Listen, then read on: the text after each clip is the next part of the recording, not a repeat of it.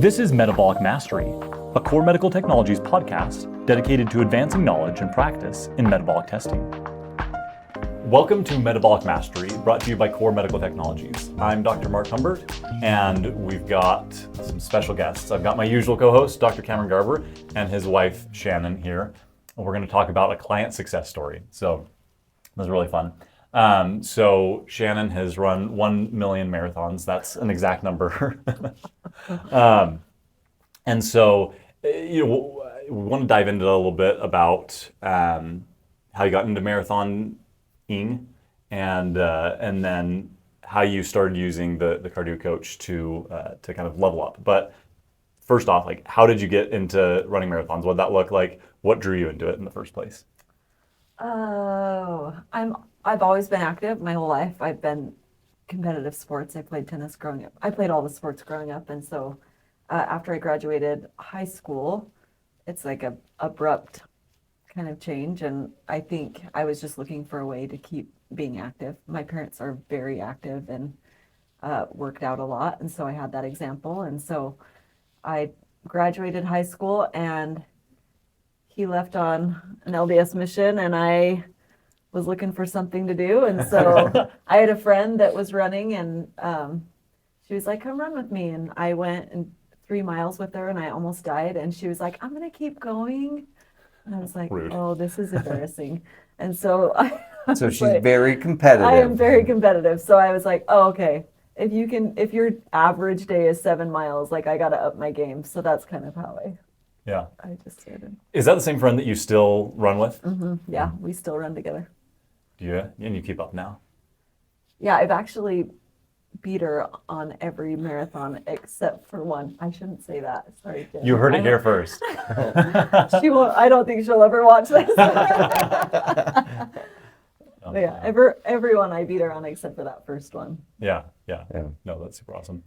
Oh, were you gonna say something? Not that she's not competitive or anything. I'm not. But that really is part of what drove that, was just that competitiveness, to train for it. So a lot of people run marathons, and there's a big difference between running a marathon and really training for one to try to improve, right? And I think that was the difference is you were like, well, if I'm going to do this, I want to do it well.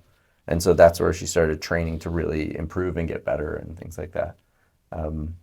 That, from my perspective. Yeah. I'm an adult onset runner. That's nice, right? Yeah. I came to it later, and it was because of a run that I went on with her, and I was like, yeah, I think I ran 8 miles with her or something on a trail, and she was like, how do you run 8 miles when you've never run before? And I was like, well, when you run this slow, I can do it. And she's like, well, what do you think distance running is? You're not running as fast as you can the whole time. But then she's getting these really good times, and so I was like, well, how does that work? And so I started to kind of study that more too, as to what she was doing.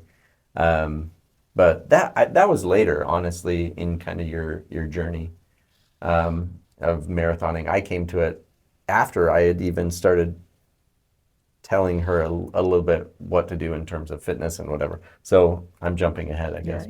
Yeah, I am. So let's go back to that. You're wanting to get better. What kind of led you to the place where you wanted to try something else? Like, we talked beforehand, like, hey, things just are not working as well as I want to. I'm not progressing in the way I want. Like, what was that realization like for you? So, yeah, I ran my first marathon when I was 19. And then I actually played tennis at the U. And during playing tennis at the U, I got married to Cameron. And then we got pregnant. I'm not going to try to make it hard because really super quick. And so I was probably in the best shape of my life when I got pregnant and with my first. And then we ended up getting pregnant right away after the first. So I had 2 babies in 2 years. And then we were married 2 years and 4 months and had 2 kids. It was kind of crazy. It was a crazy time. And so I remember going running after my second baby, and I tried to run a mile. And it was like, I went from the highest of highs, right? Like, I had run a marathon, and then I played tennis at the U, and then I tried to run 1 mile, and I was like dying, like wanting to throw up. And I was like, this is the absolute worst. So anyways, I got back into running a little bit, and then years passed, and we Had two more. had two more Yeah. in the same time frame, two right away. Back to back. Yeah. And I thought, sorry, I have a hair in my. I thought, like after my fourth, I was like, I think I'm done, like with babies, and like I think I'm now ready to get my body back, like claim my body back. And so I started like running again and started working out with my sister, and I like she would just kill me. Like we'd run sprints up the hill, and I would like if I wasn't throwing up, like I wasn't working hard enough. That was kind of my family's motto, Yeah. honestly, when we were working Big out. time. It was like, if you aren't throwing up, you're not working hard enough. Yeah. And so I was killing myself, and I'm looking at the scale and nothing is changing. And I'm like, okay, well now this sucks. And Cameron is in the background like a supportive husband should be, that knows all the things but isn't like telling me all the things because he knows better. And he's like, I've gotten in trouble for that before. he's just sitting back there like, hey, so yeah, you want to try a different way? And that's really what got me into heart rate training, because it was like, okay, I'm running now, I'm trying to get back in shape, and I was getting in better shape, but like the scale wasn't moving. And so he was like, try this, like let's go test your. Well, scale wasn't moving. There was a lot more fatigue, not injuries per se, but just didn't was feel so well. tired. Tired all the time, And feeling so beat hungry. up and hungry. So tired and Yeah. so hungry. Yeah, that was a big thing too, is like when you work out that way, it triggers more hunger. And so I had done my internship. So during this time of having all these babies and everything, I was going through physical therapy school. And as part of that, one of my internships was with Julie Knighton, who was this awesome guru in metabolic testing and weight loss and all of that stuff. And so I got to work with her and learn about, the way that she helped people train and 70-30 and all of this stuff. So during this time, through grad school and whatever, I'd put on some weight and stuff too. Sympathy weight. She always teased me about that. I'd put on sympathy weight or have sympathy symptoms with her and stuff.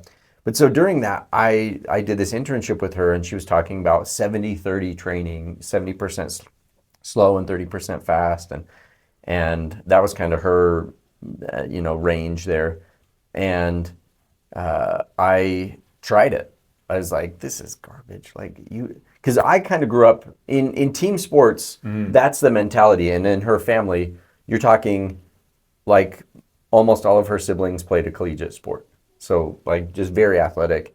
And so that was the way they learned how to train, was like you go hard all the time. And then me growing up in team sports, that's how I learned as well. Like running was what you did when you screwed up. That was your punishment for bad performance. And so, I thought fitness had to be that way. And then I come to Julie, and she's telling all these people like, yeah, you just, walk with some jogging or running, whatever is that 30% for you. But most of the time you eat healthy, lift weights, and go slow. It's like, come on, that can't work. So I decided to put it to the test. I did a test, and I just thought, I'm going to go on a walk every lunch break and blah, blah, blah. And I lost like 18 pounds during the 12 weeks or however many weeks I was there with her. I was like, that's kind of crazy. And to be fair, I was like a 27-year-old boy, right? So like things You work could a just little. think about losing weight. Right, and you yeah. did. And so weight loss is easier, obviously, in your 20s, just because the motor is there, and we had little kids, and so we were running around and stuff like that. And then we already led an active lifestyle, but it was just mild change in diet. For my lunches, I would just pick No more blocks of cheese. Right, exactly. It was just pick a big vegetable and eat that. So it was like a big salad, or I'd literally eat like a squash or something. But so I lost this weight, changed. and that's true. But it opened my eyes to like, oh, this actually does work. And so then I was sitting in the background, and she's working so hard, and she was kind of one of the first people I saw up close where it was like, because I've heard that so many times of like, oh, I'm trying so hard, I've tried everything, and it's not working. And I was watching her up close and seeing how hard she really was working, and counting calories and all the things that just wind up being frustrating and not necessarily all that helpful. And so that's when I was kind of like, can we talk about this in a way that I'm not offensive. And and so eventually she opened her mind to that of like, okay, I'll try. We just said, you've given it 6 weeks with your sister or whatever. Give me 6 weeks. Give me 6 weeks and let's just reevaluate Like how you feel. And yeah. And I was like, okay, I can do that. Yeah. And so I didn't have the cardio coach yet. But we just, followed some of those basic principles. And then, is that when you bought the 80-20 running book? Was kind of in that time frame? Was it before I bought the cardio coach? Okay. Yeah, I couldn't remember. But anyway, in that journey, kind of our kid was about a year and a half. Our youngest was a year and a half old. I really was wanting to do that testing and be able to help more people and things. And so I bought my first cardio coach. I was actually at the university and trying to do a program with them. It's just hard in a larger institution to get things done. And so I was like, I'm just going to buy it with my own money and do it on the side and we'll see. And so we did that and started testing. And she was my first guinea pig for sure. She ran a lot of tests for me. But it was interesting to see and be able to show her, like, this is where you burn fat most effectively. This is where your heart rate zone needs to be and how you should train for your body. And I don't know, I started to see major changes, not just in weight loss, but just in her fitness and how she felt and energy levels, things like that. Yeah. So what was it like for you going through that process? I'll shut up now and let you. The process of... So first, just before you even got the cardio coach, right, you're trying this new type of training. Like, how were you pretty resistant in the beginning? Like, how did that process go of like implementing the new style of training? Yeah, it was hard. It's really hard because, like I said, you grew up with these like mindsets of like, if I'm not working hard, it's not working. And so I remember the first day, like walking and being like, this is ridiculous. And I'm competitive and I was going to the gym. And so I'm like, all these runners next to me and here I am walking. I'm like, beat you. I'm like looking at their numbers. Speed like grandpa just passed me. That's not okay. You know, so it was so hard. But I couldn't, like, you can't argue with the results. Like I lost weight after what I did. I think like by 6 months after having Will, I think I was down to the lowest I'd been before ever getting pregnant. And people were like, what is happening? And it's like, oh, I am like working out slow and I don't get super hungry. So I can actually like calorie counting is actually doable. Yeah. Where before it was like, I tried, but I'd like at night I'd binge because I was so hungry. Right. And then there's the guilt and shame and the relationship with food becomes really toxic. Yeah. Right. So it was, but it's still, and I would say it's still hard if I'm not consistently doing it. Ask Cameron. It's hard for him. He's way worse at it than I am. We go running and he's like, and I'm like, what's your heart rate? I know. Like, oh. I like to go up hills and I'm a bit of a horse to the barn at the end of like, let's just get this done. But it did make it, so when he finally got the cardio coach and tested me, like I'd already kind of been doing it based on like, I don't know. Just perceived exertion and like just, it was mostly just go really slow. Yeah. It was like, just walk. Then go really slow and then sprint, right? Yeah. So I was already doing that. And then when he got the cardio coach and I was able to like see the numbers and like how it really, and I was able to like, I was able to sprint. I remember running home one time from a soccer game of one of our kids. And I was like, I'm going to make this a hard day. Like I've had some easy days. And like, I just kind of want to see where I'm at. Yeah. And I was like, I remember I ran 5 miles in like the 6-minute range. And I was like, what have I done? Yeah. Like, what is happening? And it was kind of downhill the whole way, but still like it was around 6:15, I think, that I ran that 5 miles in, and it was crazy. And I was like, I guess this is working. Yeah. In more ways than just losing weight, right? Like I got done and I was like, oh, I can do that. That's kind of cool. Yeah. And that's kind of what spurred me into being like, if I can do that for 5 miles, I wonder what this would look like in a marathon setting. And that's kind of what got me back to wanting to train for a marathon again. Yeah. No, that's, I mean, feeling better, performing better, like all of those things. And I think just that psychological piece is such a huge part of all of this. Like, we just can't separate physiology from psychology. And like, same thing, I've heard from so many people, like, it's just so slow. Like, everyone's passing me. And I just, like, I've had some people that are like, I can't do it. I just can't do it, you know? Right. Well, it's so hard. And I am so competitive. So if I can do it, anybody Anyone can do it. Right. There you Because go. it is so hard. But you just have to remember you're playing the long game. Like, Yeah. it's not about that one run. It's about years to come. You're just so awesome that it just happened. That's the story. Yeah. I thought I could because I had been watching my numbers so well and kind of the first time I ran a marathon, it was just like, let's just finish, right? Yeah. And this time it was like, I was watching my heart rate and kind of where I was at. And so I thought, I think I could do this. And actually that first marathon back was probably like, as far as everything fell into place and where I was happened exactly the way it should be. Like it may not have been my best time, but like just the It went according to it went plan. according to plan, which never happens in a marathon. So Yeah. so it was actually really cool because it was like, okay, I know I want to start out the marathon with my heart rate in my 130s. Like that's where I want to be. And so if I can start my marathon for the first, I can't remember if I said 8 or 10 miles in my 130s, then I know I can bump it up because I know I can last in my 130s forever. That's my fat burning zone. Yeah. And then, okay, if I can make it to mile 10 in my 130s, then I can bump it up to probably 145, 150 because I know I can last a couple of hours in that zone.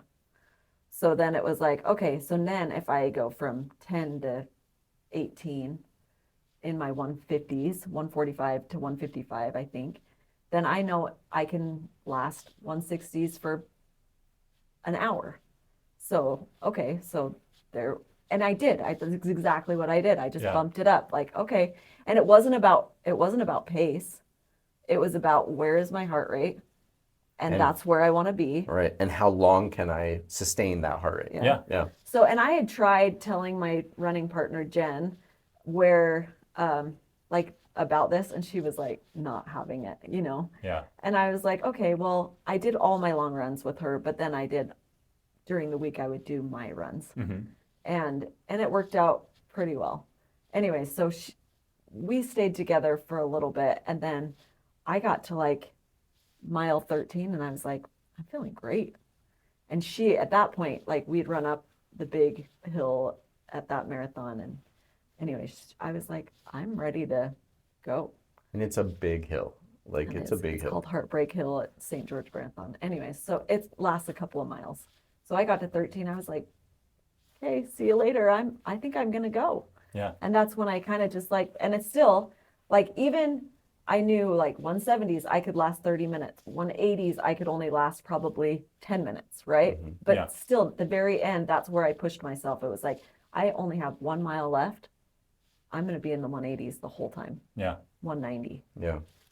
I can't remember. And so if it was- I finished like probably 15 minutes before she did. Wow. And I think she was like, what just happened? You know, and I was like, Like, I remember when you first started marathoning, and then what has happened today? and I was like, well, I tried to tell you. I tried. But I hadn't proven it yet. Yeah. That was my first time like with the proven concept, right? Like, Yeah. And not only did I finish like that and everything went according to plan, but like after The recovery, yeah. I was so sore. Like your muscles are so sore, right? Yeah. But as far as like getting back to life and what, like I felt great. I saw people like, you see people like passed out beside you, like on the ground, and they're like dying, you know? And I was like, I would never want to run a marathon like that. That looks miserable. Oh, yeah. Well, I have a friend I can't remember what year it is, but it's on like the video for the St. George Marathon, and you see it at the very end as they're crossing the finish line, and they're just puking. Like, Yeah. Yeah, it's when you cross a finish line and you go into kind of the field, the recovery field where they kind of like you to stick around there and recover to make sure if you're struggling or going to pass out or whatever. Yeah. And so it looks like a MASH unit in a war zone. Like it's people are just like sprawled out and you're pretty sure like, has anybody checked on him? He looks dead. Yeah. Yeah. It's kind of crazy. And so, but that feeling of being able to finish and feel good is rare, you know? Yeah. Well, I think that's just synonymous. You ran a marathon, like you're going to feel terrible, right? Like we all have that image of people just puking at the end or feeling awful. And, I know we've talked so many times before, you'll have people come in and they're like, all right, I want to run a marathon, in 6 weeks or whatever. You're like, well, how do you want to feel at the end of that marathon? Yeah. It's usually like January through March, April, and they're like, yeah, I want to run an October marathon or September marathon. And you're like, okay, how do you want to feel? Because can we get you there to where you can finish? Probably. The likelihood of you getting injured in that time to train in such a short window is going to be high. And then how do you want that day to go? Like, do you want to enjoy it? Do you want to just finish and squeak it out?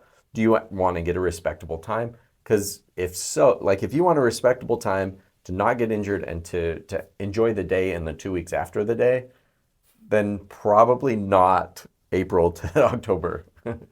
And so it takes more training than that. And that just dedication and consistency and whatnot. Yeah. So what did the conversations like after that look like with your friend? Was she like, whoa, this really does work? Or was she just still like, well, that's for you, Shannon? She still was hesitant. She tried it. She tried doing it with me for one marathon, and it didn't go great for her. And I don't know why. I don't know if it was because she didn't really do it. Yeah. That's kind of what I suspect, because I know how hard it is. Yeah. To like keep yourself slow. And she just was one that kind of just didn't like to think about it. Yeah, she wasn't into metrics and time or pace or anything right. She like wasn't. She didn't really care. Like it was just for her. It was just running the marathon more. Yeah. And she was a great runner. In fact, she's a better natural runner than I am, for sure, 100%. If she would have done what I did, like she would have gotten better times. She just is. She should be better than me. Yeah. She really is a good natural runner. Like good form, good everything, and just has a good mindset to be consistent. Yeah. But yeah, she doesn't necessarily like to follow the metrics and look at her times and paces and stuff like that. But she got a good time, but it wasn't like crazy, like when she's a crazy drop. Multiple Boston qualifier and stuff like. Qualified for Boston. Many times. Yeah. The 2 times we went to Boston together. So. Yeah.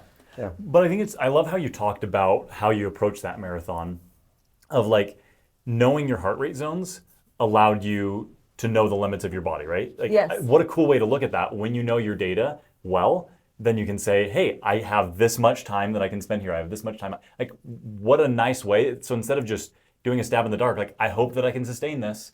It's, no, I know I can sustain this. Right. Like, I've earned the right to sustain, this long at this level, this long at this level, and then you carry that through a whole marathon, and then really amazing results. Right. I can't remember if it was 2016 or 2018 at a marathon where I was, I'm tracking her on my phone and all this stuff, and I'm watching her. So negative splits are when your times drop through a race instead of increase. Usually, most runners, like the first half, their splits, so their pace per each mile is usually faster than the second half. We tend to slow down during a race.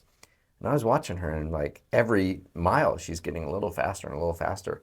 And so, as a spectator of a marathon, you try to find like, where can I see her at different spots? So I always try, with the St. George Marathon is one of her favorite go-tos. I would always try to see her 3 different times, like one up the canyon, and then I drive around and try to see her like 6 miles before the end, 6 miles before the end, and then at the end. And as she's coming down, I'm like doing the math, and like, I don't think I'm going to make it. And sure enough, I didn't get to see her cross the finish line because she was going so fast because she had that mentality of like, I know that I can run those last, 6 miles at this pace. And Not I didn't this know her pace. strategy, At or this at heart this rate. heart rate, at this heart rate. And that pace just happened to be like 6 something pace. And I was like, I was planning on like closer to, 7:45 that you were doing in the beginning. I had done the math to be 7:45, not like 6:15. And so I missed it. Yeah. And I was a little frustrated, but also like super Very impressed. impressed. I was Yeah. like, that's You did it. so cool. Then she ran like her last 2 miles at like a 6-minute pace. Yeah. That's crazy. For 26.2 miles is so long to run. It's true. The first guy died. So Yeah, well, and you just like when you get done with a marathon, especially your first one, you're like, that's probably longer than people should run. But it's not that you can't. It's just like you have to train for it to be good. And that was impressive when I saw her finishing that fast. It's like, dang, she's in amazing shape. It goes the other way too, though, because the first time I ran the Boston Marathon, I got sick. And so we were on the flight over, and I start getting a cold. And then She had we earache decided and- to go before to like tour Boston because you're not so tired. Like, yeah. Smart. anyway, so we went before, and we're like, I remember being in the stadium, the Red Sox. nope. Was it Oh. the Red Sox? Oh, yeah. Baseball, yeah. Red Sox. Anyway, so we were in the stadium, and I couldn't hear. I was losing my voice. She's Like, dizzy. the nose is just like running. Cameron called me a name that I probably shouldn't say, but I was like, I couldn't, like I looked so I don't terrible. remember. So terrible. And anyways, so I'm like, I don't know. What do you do? You're in Boston. You feel like crap, but you're like, I have to run. Yeah. Like I just spent a All- couple $1,000 Yeah. probably to be here. And all the anyways, training leading and all up to the it. training, and like, here's my friend that we're supposed to run together, and Training we- in the middle of the winter. Yeah. Boston is early April, and so you have to train all through the Oh, winter. it's the worst. Anyway, so Like snow so days. and I was like, I guess I just run. I guess I see where I'm at, and I start running. And to begin with, my heart rate is in the 150s, and I was like, this is not going to be my best day. Yeah. Like, I mean, and you knew that. I knew that. Yeah. But it's like that. The metrics don't lie. They don't. Yeah. They're not going to tell you that you're having a great day when you're not. Yeah. And so I was in the 150 starting, and I was like, okay, this is where I'm going to be, because I probably can eke it out in the 150s the whole time. It's not going to be my best day, but I'm just going to try to keep it here. And Yeah. I did, and I finished, and it wasn't a terrible time, but it wasn't a good time. Yeah. And but it still helped me. Yeah. You know what I mean? Like, it helped me like figure out where I was and how I could make it through, and No. I survived. Well, and to that point, like, it wasn't the best day, but like you finished and you didn't kill yourself, right? Like, oh, I'm just going to push it. I've got to get the better time. What you said, the metrics don't lie. My heart rate is telling me I need to kind of put the brakes on. Yeah. Well, and had she gone with a pace-based strategy, she would have blown up and probably DNF'd. I probably wouldn't have finished. Yeah. I probably wouldn't have. Yeah, and so that happens a lot to people when they have a pace-based strategy, because pace doesn't know whether or not you're feeling well that day, or doesn't know if you're tired, or it's hotter than planned, or colder than planned, or you're dehydrated, or you're fighting off a cold, or right in the middle of a cold. It doesn't know Good whether or thing it not. wasn't COVID, because it was before COVID, 2019. Because I got on the plane. I'm not kidding. I had like tissues stuck up my nose.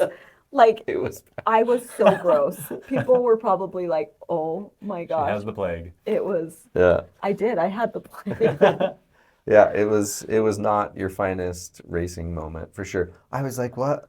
It was hard to know whether to encourage or discourage, because she's like, I'm doing this, come hell or high water. But she's like on the plane, and the pressure differences, she's like dizzy and stuff. Yeah, I'm I like, was. there's no way you're running this race. And then you did. And then she did, because she's tough. Yeah. Yeah. She's awesome. So we had that unfortunate experience at Boston. Tell me about some of the other times at Boston. Well, I just ran Boston twice. So the next time, Boston, both times were not my best marathon. It's a hard marathon, especially the training for it is during the winter. And so here in Utah, it makes it really tough. But the second time, I just enjoyed it. Like I knew. It was more about the experience. And I knew I hadn't been training the way I should be training. I just started working full time and didn't have as much time. And so I kind of knew. Yeah. Like, but I went into that one like pressure off, like thinking Yeah. I'm just gonna enjoy this, and I did. It was awesome. Like the experience of Boston is Unreal. incredible. It is so cool. And like, I mean, the whole 26 miles, the streets are just lined with people and cheering you on, you know. And That's so so cool. that one was more just like, this is a payoff for like all the years that I've put into this stupid, stupid thing that I do. Yeah. But Well, and we were able to fly our kids out for that one too, which was really fun. We surprised her by flying the kids out with her yeah, dad. that was fun. Her dad chaperoned our 4 boys. I wasn't able to come because of work stuff, and so my father-in-law flew out with our 4 boys, and so that was kind of fun, just to make it, you know, part of the experience. But Yeah. Yeah. So what was it like to have your 4 boys there cheering you on? Oh, that's cool. I mean, that's cool because and you hope, like, I grew up watching my parents be very active, like I said. Like, Yeah. my dad was a college football player, but so athletic. And my mom was very athletic too. And softball player, volleyball softball, player, got into tennis Yeah. later and became very good. Anyways, I would actually say my mom was more competitive than my dad. But Her running is hilarious. But anyways, I just watched that and I never thought I would grow up and want to work out. Like, I hated it as a kid. Hated it, you know? Then you get old and you're like, oh, this is kind of awesome. So I had that like experience and I just hope, and I still hope, because they're not quite there yet, but I still hope that they look at me and see that I ran the Boston Marathon and think, I want to achieve something. It doesn't have to be the same as what I did, but I want to achieve something in my life like that. Like, I want to work for something. I want to push my body to its limits. Like, I hope. And we did. We hiked rim to rim with them a few years ago, and they did it, and they did great. And they'll tell you if you ask them, like, oh, it sunk so bad. It was the worst. But they also will say that they're glad they did it. Yeah. Well, and when you ask them, like, which of our, so we do every year, we do a cousins adventure camp. Mm-hmm. And which is one of your favorites? And they'll say the Grand Canyon, and they'll say, like, anyway, as much as they'll talk about how bad it was and all, you know, all those things, they also loved it the most too. Like, because it took the most out of them. It made them push the most. Pushed them the most. Yeah. It's fun. So I hope, that's the hope, right? Is that when your kids watch you do those things, that they will be like, oh, I guess maybe I want to do something like that. Yeah, I ignored things.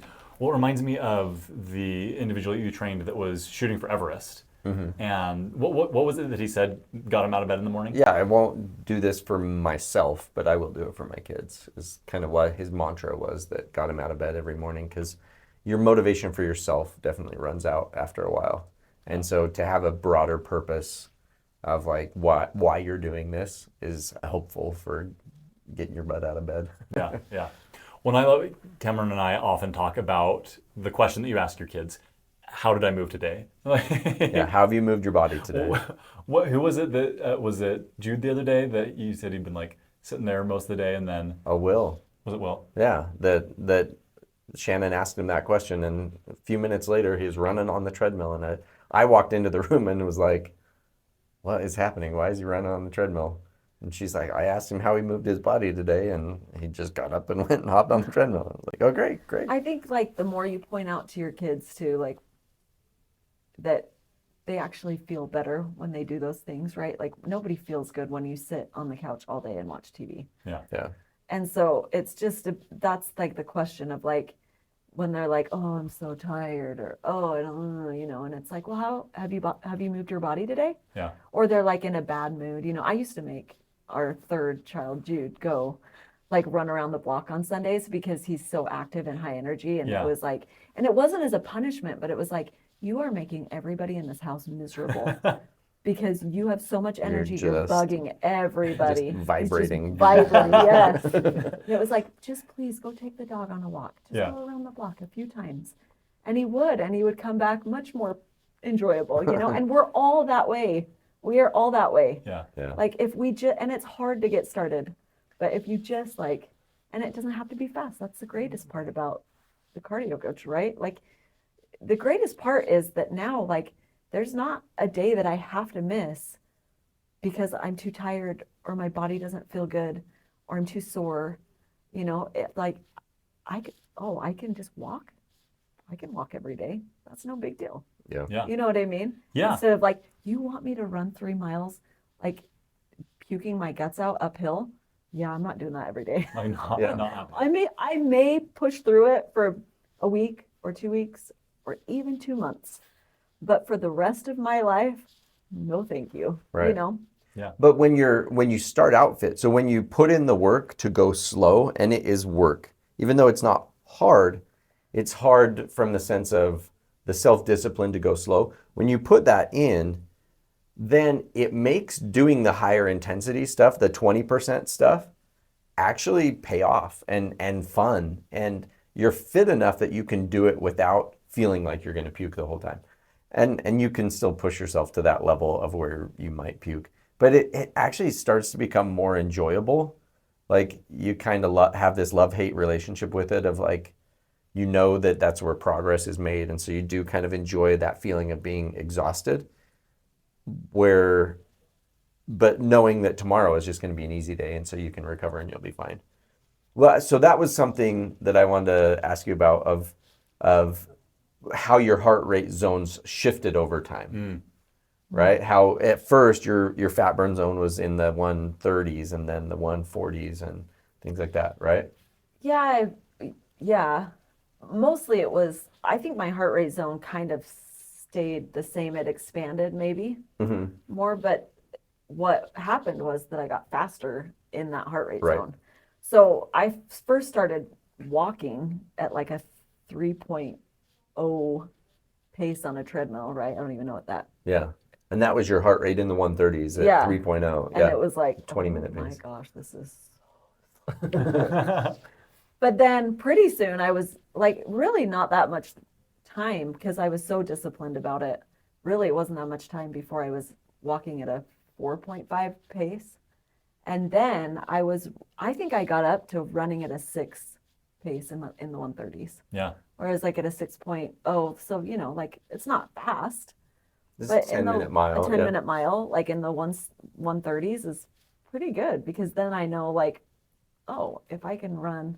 Actually, it was faster than that. It was because faster than that. In your peak marathon training, it was faster It was, than that. yeah, it was probably a 9-minute pace Yeah. in my peak minute in the 130s, which was. Yeah. Yeah, to have that be I could go all day at a 9-minute pace. So like is you have to think about it. It's like people are like, oh man, that sounds terrible. And it's like, but I feel like I did when I was walking a 3.0 pace. Yes. Right. That's the key. Right. So it's like, I don't feel like I'm running. It feels the same to Right. me. Yeah. So for elite marathoners to jog at like a 7-minute pace feels like walking around the block for the rest of us. Yeah. Does that make sense? Like their fitness level is so high that running at what feels fast to the rest of us is like, that feels like walking from a 9-minute pace for some of those elite marathoners is like, this is what it feels like to walk from my car into the grocery store. Yeah. Like they're about the same level of effort. But I think that's part of the difficulty is our own experience for most of us with running is this feels awful when I get to, whatever pace. Right. We Because have these concepts of what a 9-minute pace feels Exactly. like. Exactly. Right. And it has nothing to do with pace. It just has everything to do with your what do you call your it? fitness level. Your fitness level, yeah, like your- how much energy you're exerting, right? And Yeah. so Yeah. that's We don't often give ourselves enough time and patience to build up to that. And so we start out, one of my least favorite things is to have people buy some famous person's training plan or to like, oh, this is how so-and-so trains. Because it's like, yeah, but they earned the right to train that way. If you go and run the same runs and the same tempo and the same whatever, it's not going to have the same effect because you didn't earn the right to have that be your easy run. Their easy run is your hard run, and their hard run is your injury zone. Yeah. Well, so I had a friend who puts it this way. He's like, you're looking at, a NASCAR car that can go 150 miles an hour, however fast they can go. You're like, I want to do that in 6 weeks. Like that's not happening. Like you're over here, your car's up on stilts. Like we got to replace the tires, engine's got to get an overhaul, right? Like we could get you to that level. Maybe not that level, but like we can improve your performance so much. But it's going to take time. It's going to take effort. It's going to take patience and just getting the right data and then training according to that data so that you can make those improvements in a way that you're not getting burned out. You're not getting injured. You're not just giving up because this is so hard. Like I loved what you said earlier. You said, could I do this for a week or 2 weeks or 2 months? For sure.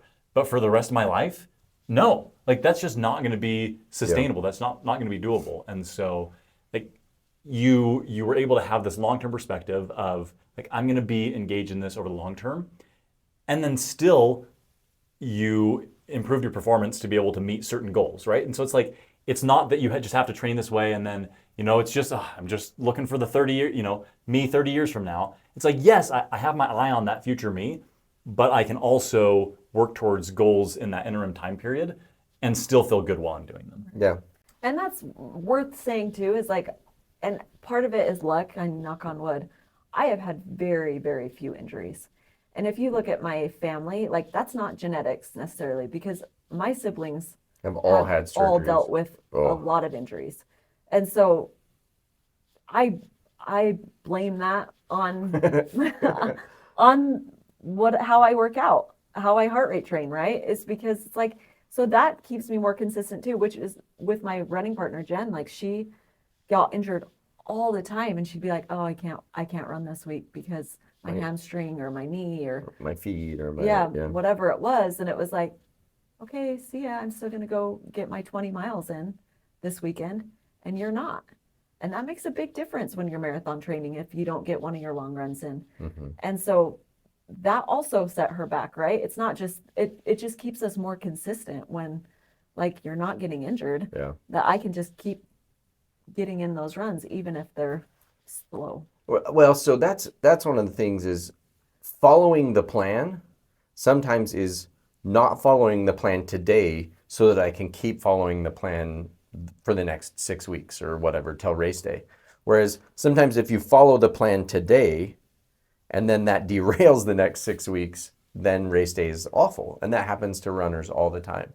That if you're not feeling it on any given day and you look and your heart rate's 15 beats per minute higher than it was yesterday, maybe the best thing is to not run what you had planned that day and just to take it easy or, get something in, but less time, fewer miles, whatever, and live to play another day so that tomorrow goes well and the next 6 weeks goes well until race day instead of sticking with it because I got to get my miles in and then blowing the whole thing up and being able to not be consistent. Yeah. Or not being able to be consistent. Well, not like, it's amazing to me. I mean, I don't know how people do it without honestly knowing their heart rate. I really don't and where they should be, because I can't tell you how often my heart rate goes up before I actually get sick. And it is like amazing that I'm like, I bet I'm getting sick.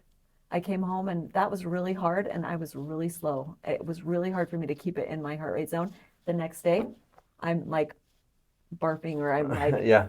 Well, you can even track your period and other things like that by your heart rate. It's like, oh, here comes my period because today was harder and when blah, blah, blah. you know like your zones that well, it's actually an incredible... And I right now probably don't know them the way I should, but it is incredible. Even just like, I could probably, in the peak marathon training, I could tell you what my heart rate was down to maybe 3 beats per minute. Heart rate and distances. Yeah, I could. Oh, that's like 0.79. I feel like my heart rate right now is 136. Yeah.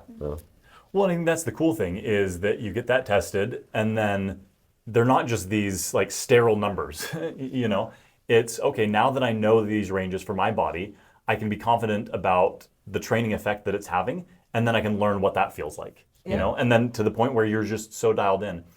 And I think like the cool thing is this works for people across every fitness level, right? This is not Yes. just defined to the elite, but I think it helps to have case examples of like when you talk about how this works for you, like this is not like, oh, I'm just, taking a couple strolls a week. Like I'm doing a long run of 20 miles. Shannon yesterday played pickleball for 8 hours. Like, That's too much. Don't do that. but because you have like built your body up, because you've trained in a way that respects your body's physiology, you're able to absorb a high volume of training and not go from injury to injury to injury. And so I think that's one of the coolest applications of this is that, again, it allows us to train for our bodies in a way that keeps us consistent. And that's what matters over the long term, right? You want to perform well, you want to podium, you want to qualify for Boston. Like, yes, you've got to do the training, but you've got to be consistent in the training. And so learning how your body works and learning to apply this just can have such amazing results. Again, wherever you are across the fitness spectrum, but especially like as you've built up, you can do really amazing things and feel good while you're doing it. And the worst is to hear somebody, because I hear this when I would tell people what I was doing, like when they were like, what are you doing? It's like, oh, I have this, my husband does metabolic testing. Anyways, and they're like, oh, I got to get up to a certain point before I get tested. It's like the worst, because you're like, no, you have to get tested now so you can build up. That is like, Right. How do you think I did this? Exactly Right. what you have to, they like, were so embarrassed to be tested where they were at. And it's like, oh, that doesn't matter.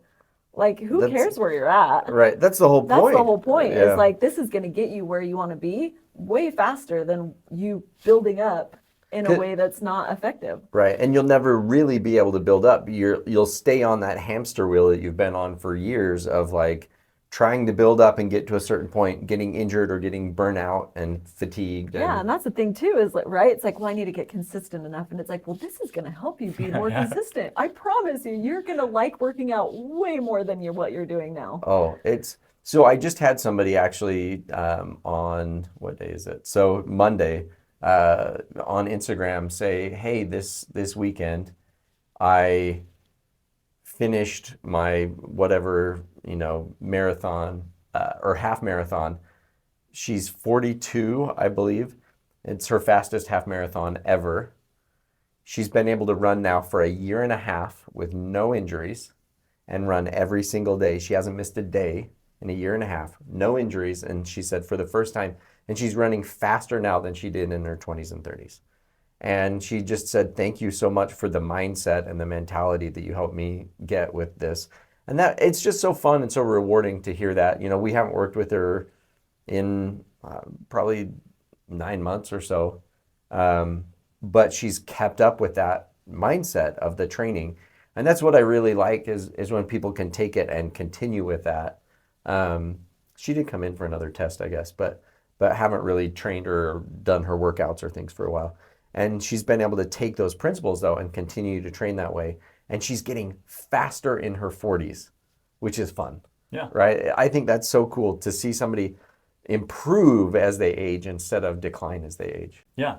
Well, it's this teach a man to fish principle, Yeah. right? Yeah. Like the testing we still want to do to see where we are, right? It's good to get those metrics regularly, but then if we can develop that mindset of, oh, this is just the way I train, this is a lifestyle, and just integrate it into the everyday, then yeah, people can do some amazing things. And I just, we associate old age with so many things that aren't actually associated with old age. They're associated with we stop moving, right? We stop training in a way that respects our body's natural limits and the way that it adapts. And so like, I love seeing that. So this actually reminds me of this guy. I went to a Ninja Warrior gym. It was maybe like 2 years ago with one of my buddies. We're like, oh, this will be fun. We'll go do that. It trashed us, by the way. Anyway, we met this guy in there that was 70 years old. And I so wish that I had have just gotten like a sound bite from him, because I asked him about like how he got into this. And I'm watching him just like crush it on all the different, obstacles and monkey bars and the wall and anyway, all the different things. And I'm like, how long have you been, like, have you just always been doing this? And he's like, no, I actually just started a couple of years ago. And when I first started coming in, like I was not in good health at all. And this seemed really appealing, right? This seemed a great way to get into this. And then I just kept coming. Yeah. Hey, you know what? For some people it's running, for some people it's ninja gym. Yeah. Whatever works. Whatever That's works. great. But then what he said is I just kept showing up. And, then I'm watching him. I'm like, oh my gosh, I want to be doing that at 70, right? I want to have that much ability. I want to be doing that now. I want to be doing that now. Yeah, that's true. That's true. Yeah. And so I think it's this faulty narrative that we have that aging means that we have to slow down, that we have to stop. And yes, does the way we train maybe change a little bit? Do we maybe need more recovery? Sure. But we see people like still in their 90s running marathons, right? Doing these really incredible feats of strength. Cameron likes to send me videos on Instagram of, people that are like, I started strength training in my 60s and, now I'm doing these amazing things and I've been able to like do this with my kids or my grandkids. Yeah. And I think that's the coolest part of what we can do with this type of data is that yes, the metrics are important, but knowing the metrics, learning how to train for your body helps to create moments that last in your memory forever, right? Having that gift of my kids are here with me at Boston. What a cool thing, right? Climbing Everest and knowing that I did that for my grandkids, right? Being able to just, play out in the grass with my kids or grandkids. Like these moments, these memories that we're creating as a result of training in a way that respects our body. That's what it's about. That's what's cool. That's where we see just these amazing transformations of like, my gosh, I'm done having kids and I just am trying to like have my body back. Yeah. And running into frustration and running into like, why isn't this working? Like I used to be here, now I'm here. And that it doesn't have to be just this continual process of, hitting a wall. So I was thinking about that. Do you feel like by doing the heart rate training, it gave you something to focus on other than losing weight? That it turned the focus on to how you're training and how you're feeling and stuff like that instead of I need to lose weight and that being the pressure thing? Probably. I've never thought about it that way, but probably was a good distraction of like, here's an actual metric that I can keep track of that isn't related to weight or shame or guilt or whatever. It's like, are these numbers improving or Yeah. If you focus on the process and instead of the outcome, yeah. It takes some of the pressure off of the outcome, right? If you focus on, like, if I just do these things, then the outcome will happen naturally on its own. And so let's just focus on the things that I can control, and we know that the outcome then will follow. Yeah. Yeah. And Anyway, I think that's kind of, it's helped me. Like, I think one of the things that is a big goal of mine is to never have to say no because of my body. And so that is why, like, I do what I do, is because if somebody says, hey, I want to go run rim to rim to rim, it's like, yeah, I'd take some training, but I can do that. Yeah. Instead of being like, because I've been there after 4 kids, and I can't even walk a mile. yeah, 4 kids in 6 years. And if was somebody would have intense. said, let's go run rim to rim to rim, I would have wanted to flip them off. I would have been, are you kidding me? No way, I'm not Get doing out of that. here. Like, Yeah. no way my body could do that. I never could do that, And so that's the cool thing now is like anything that anybody asks. Now, maybe I don't want to. Maybe it's like, yeah, I don't really want to do that. But I could, and I have confidence that I could. And the confidence that this kind of training has given me is everything. I love That's that. I love that. Well, I know we've talked before about this idea of I used to could, right? I used to be able to do this. I used to be this. And like with that confidence, it's like, no, I can't. I still am. I can yet be. Yeah. And so I love that. So one last question, and obviously kind of to this point while we've been talking, but like for people that are struggling in their fitness, for people that are where you were, what would you say to them? Get tested now. Don't wait.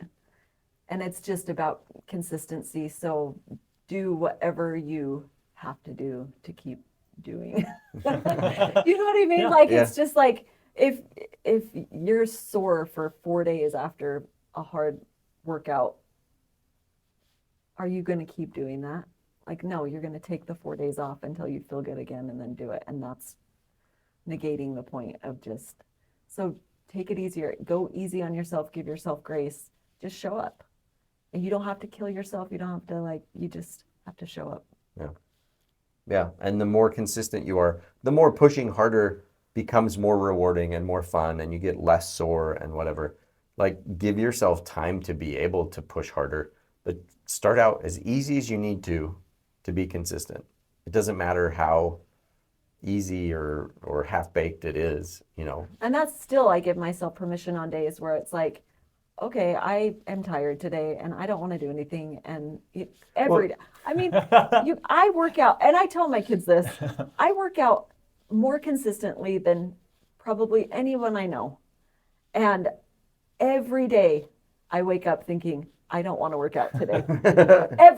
Is not, it's not like that switches and you're like, I love I'm so this. excited to go on a run today, which I should, because at the end I know I will love it. Yeah. But it's still a choice every day. Now I've just made it so that it just is a kind of a non-negotiable. Yeah. Well, we always say to each other all the time when we're both like, oh, I'm not feeling it today. We'll always say like, well, you never regret it afterwards, right? Yeah. You'll never regretted a run after you're done. And so it's just like starting, and then sometimes I'll start and I'll be like, yeah, I'm really not feeling it today. That's okay. And I'm going to do this one exercise and I'm going to peace out, because tomorrow I'm going to show up again. Yeah. So it doesn't really matter. It just matters that I showed up today. And then some days you get going and you're like, I actually feel pretty good. I think I'm going to do more, or I think I'm going to go faster, or I think I'm going to end with a sprint, or you know what I mean? So sometimes I would say more often than not, I surprise myself. But on those days where it's hard and like, I just give myself to peace out, be like, okay, that was it.